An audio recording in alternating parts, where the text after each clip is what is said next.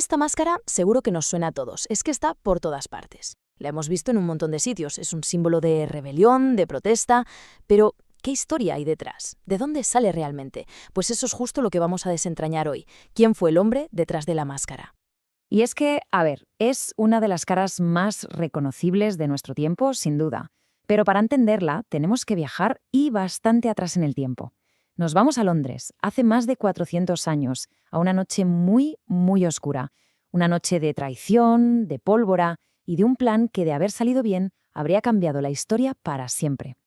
Pero bueno, antes de meternos de lleno en esa historia del pasado, vamos a quedarnos un segundo en el ahora. Porque claro, ¿de qué nos suena esta máscara hoy en día? Pues la hemos visto en protestas por todo el globo, es la cara visible del grupo activista Anonymous. Y cómo no, el boom mundial le llegó con el cómic y luego la peli, V Vendetta. Vale, todo eso está muy bien, pero para entender de verdad por qué esta máscara significa lo que significa, tenemos que ir al origen de todo, tenemos que conocer al hombre. Porque sí, detrás de este trozo de plástico hubo una persona real, de carne y hueso. Su nombre, Guy Fawkes.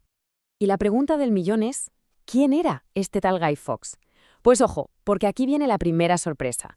No era el anarquista revolucionario que la máscara nos hace pensar hoy en día. Para nada. Era un católico súper devoto y además un soldado con muchísima experiencia. De hecho, luchó con el ejército español contra los protestantes en los Países Bajos y allí se hizo un auténtico experto en explosivos. Y claro, esa mezcla de fe ciega y conocimiento militar, pues lo convirtió en la persona perfecta para una misión muy, muy especial. Y menuda misión. Era un plan de una ambición, vamos, brutal. Volar por los aires al rey, que era protestante, Jacobo I, y de paso a todo el Parlamento inglés. Así, de una. El objetivo era, literalmente, decapitar al gobierno de un solo golpe. Hay que pensar que el ambiente en esa época era de muchísima persecución religiosa contra los católicos, y este grupo de conspiradores pues vio en la violencia la única forma de cambiar las cosas. El plan, que ha pasado a la historia con el nombre de Gunpowder Plot o la conspiración de la pólvora, era súper audaz, pero en el fondo bastante simple en su ejecución. A ver, paso 1. Alquilar un sótano que estaba casualmente justo debajo del Parlamento. Paso 2. Llenarlo hasta los topes con 36 barriles de pólvora. Una barbaridad, suficiente para borrar el edificio del mapa. Y paso 3, el final, esperar al día clave, el 5 de noviembre de 1605, que era cuando se inauguraba el Parlamento, para que Guy Fawkes, el experto, bajara ahí, encendiera la mecha. O sea, imaginemos la escena. Todo listo. El destino de Inglaterra pendiendo de un hilo, a punto de estallar, literalmente. Una explosión masiva que lo cambiaría todo. Pero claro, ya sabemos cómo acaba la historia. Esa explosión nunca llegó a ocurrir. Entonces, ¿qué pasó? ¿Qué fue lo que falló? Pues, increíblemente, todo se fue al traste por una carta. Una carta anónima. Parece ser que a uno de los conspiradores le entró el remordimiento, o el miedo, y le mandó un aviso a un amigo suyo, un lord que también era católico, para que ese día no se le ocurriera aparecer por el Parlamento. Claro, esa advertencia fue subiendo de mano en mano, hasta que llegó al propio rey. El rey, mosqueado, ordenó un registro de los sótanos, pero ya. Y allí, en plena madrugada, se encontraron a nuestro amigo Guy Fawkes, pillado con las manos en la masa, al ladito de los barriles de pólvora. Y el final de la historia para ellos fue terrible. La brutalidad del castigo da una idea del pánico que generó todo esto en la sociedad de la época. En el siglo XVII, la alta traición era sin duda el peor crimen que se podía cometer.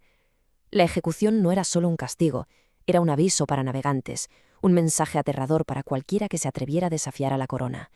Bueno, y aquí podría acabar todo, ¿no? Con los conspiradores ejecutados y la historia cerrada. Pero no, para nada, porque curiosamente el fracaso de este plan es el nacimiento de algo totalmente nuevo e inesperado.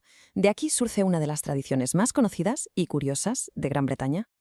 Claro, la reacción en todo el país fue de un alivio tremendo. Por los pelos, el rey estaba a salvo, Inglaterra se había librado de una catástrofe monumental. Así que para celebrarlo se decretó que cada 5 de noviembre sería un día de fiesta, un día para conmemorar la supervivencia de la nación. ¿Y cómo? Pues con hogueras y fuegos artificiales. Y así es como nació la famosa Bonfire Night, la noche de las hogueras. Y dentro de esta Bonfire Night hay un ritual que llama mucho la atención, la quema de efigies, de muñecos. Tradicionalmente, lo que se quemaba era un muñeco que representaba a Guy Fawkes, al que llamaban el Guy. Pero, con el tiempo, la tradición ha ido evolucionando y se ha vuelto un poco más satírica. Hoy en día es muy normal ver cómo se queman figuras de políticos o de famosos que, no son precisamente muy queridos por el público. Este testimonio lo resume genial. Es una noche que es una mezcla de todo, de recuerdo histórico, de fiesta popular, de un espectáculo de fuego y de comunidad. La verdad es que sigue siendo algo que fascina a cualquiera que lo ve. Y aquí es donde la historia se vuelve loca del todo. Porque, a ver, paremos a pensarlo. ¿Cómo es posible que el tipo que fue el traidor más odiado de toda Inglaterra, el enemigo público número 1, se convierta 400 años más tarde en un icono mundial de la rebelión?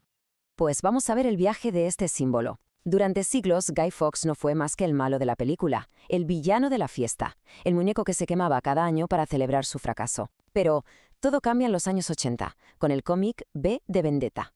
Ahí, de repente, se le da la vuelta a la tortilla. La figura se reinventa por completo. Ya no es un fanático religioso, ahora es un héroe anarquista que luche por la libertad. Y es esta idea tan potente, la del individuo contra el sistema, la que recoge el grupo Anonymous en 2008 y catapulta la máscara a ser el fenómeno global que conocemos hoy. Y aquí llegamos a la gran ironía de toda esta historia, porque el Guy Fawkes de verdad, el histórico, no estaba en contra de la monarquía. ¿Qué va? Lo que él quería era quitar a un rey protestante para poner a una reina católica. O sea, luchaba por un tipo de poder, no contra el poder en sí. Y sin embargo, su máscara hoy significa exactamente lo contrario, la rebelión contra el sistema, contra cualquier forma de poder. El significado original no es que haya cambiado, es que se ha invertido por completo. Es increíble. Lo que nos deja con esta pregunta en el aire. La historia de Guy Fawkes nos enseña algo alucinante sobre cómo funcionan los símbolos, y es que parece que tienen vida propia. Pueden soltar el lastre de su historia original y renacer con un significado completamente nuevo, a veces incluso opuesto al que tenían. Un viaje increíble de más de 400 años, desde un sótano oscuro en Londres hasta las protestas y las pantallas de todo el planeta.